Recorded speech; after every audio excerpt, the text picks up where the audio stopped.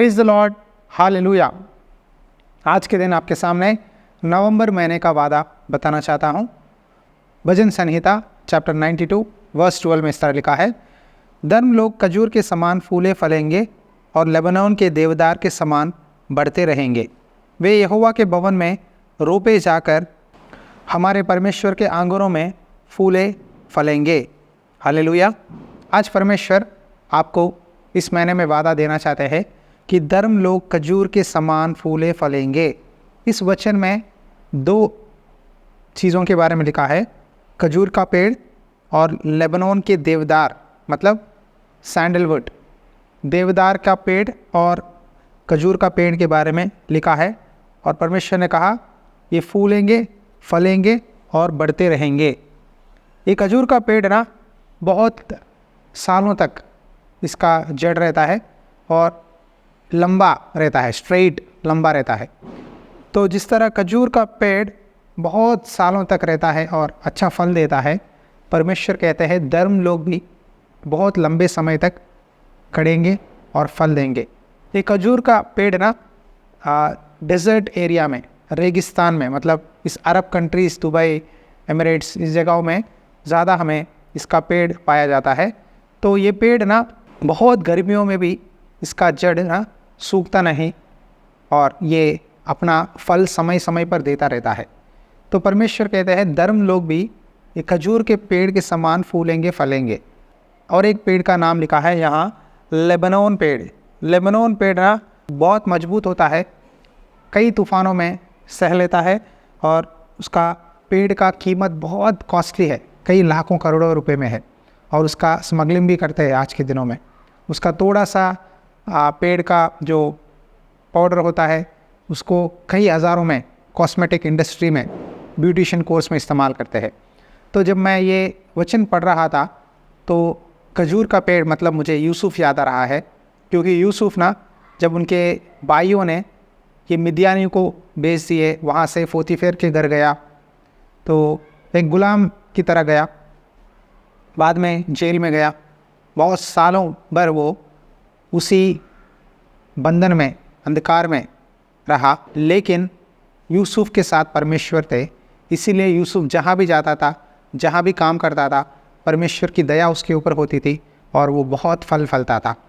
इसीलिए आखिरकार परमेश्वर ने उसको उस देश का प्रधानमंत्री बनाया।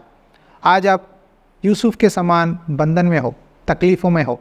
इस 10 महीने आपके जीवन में आंसू में, दुख में, कष्ट में, आर्थिक समस्याओं में, बीमारियों में, कर्ज़ों में बीता हुआ है। लेकिन परमेश्वर इस आखिरी 2 महीने में वादा देना चाहते हैं कि मैं तेरे जीवन में नया फल लाना चाहता हूँ।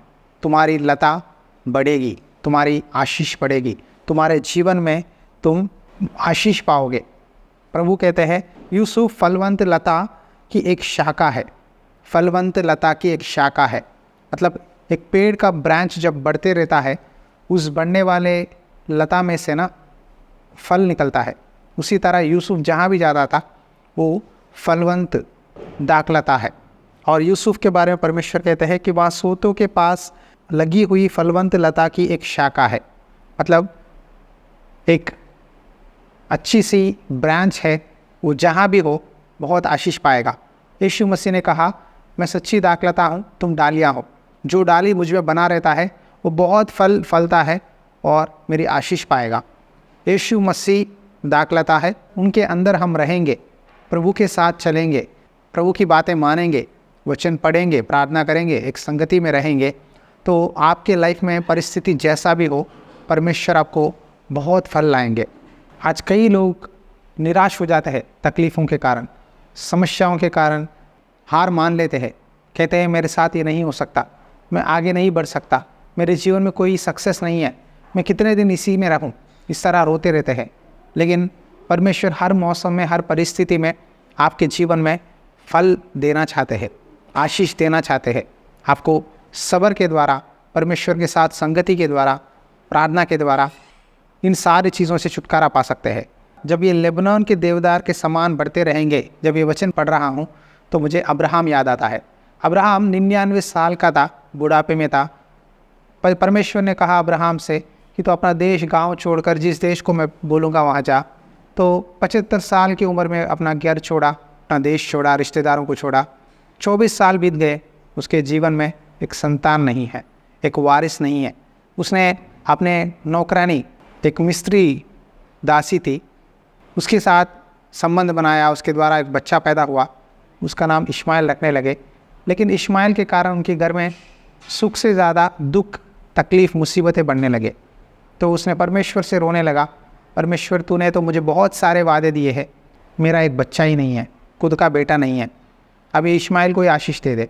लेकिन परमेश्वर ने कहा नहीं, तेरी पत्नी सारा के गर्भ में से एक वारिस पैदा होगा और उसी के द्वारा मैं तेरी संतान को आशीष दूंगा और तुझे बड़ी जाति बनाऊंगा। 99 साल में परमेश्वर ने वादा दिया, बुढ़ापे में उसके आशा, उसके सोच, उसके विचार, उसके होप सारे ख़त्म हो गए। देखो 99 साल का आदमी और बुढ़ापे में रहने वाली स्त्री को बच्चे कहाँ पैदा होंगे। आज के दिनों में प्रेगनेंसी कंफर्म होने के बाद से लेकर कई एक्सरे, स्कैनिंग्स, दवाइयाँ लेना पड़ता है बच्चे की ग्रोथ के लिए। लेकिन एक 99 साल में बुढ़ापे गुजरने वाला व्यक्ति और एक स्त्री, पेट में से बच्चा कैसा पैदा होगा। रिप्रोडक्टिव सिस्टम पूरा बंद हो जाएगा। लेकिन परमेश्वर का वचन उससे भी बढ़कर अद्भुत काम किया, क्योंकि अब्राहम ने परमेश्वर पर भरोसा किया। अगर आपको परमेश्वर पर भरोसा है, विश्वास है, इतना भी डाउट नहीं है, तो परमेश्वर ये वचन आपके लाइफ में पूरा करेंगे। नामुमकिन को मुमकिन करने वाला परमेश्वर हमारा परमेश्वर है।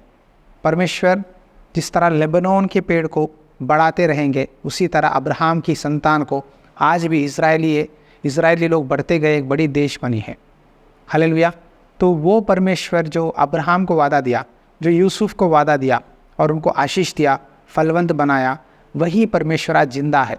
आपकी परिस्थिति जो भी हो, डाइवर्स का केस चल रहा है, घर मकान नहीं बना पा रहे हैं, शादी नहीं हुआ है, नौकरी नहीं मिला है, बच्चे नहीं हैं, या आर्थिक समस्या है, बीमारियां हैं, कर्जे हैं, जो भी हो, परमेश्वर कहते हैं अभी भी एक आशा है, अभी भी मैं तुझे आशीष दे सकता हूँ, अभी भी मैं तुझे फलवंत कर सकता हूँ, अभी भी मैं तेरी जीवन को यूसुफ की तरह, अब्राहम की तरह बना सकता हूँ।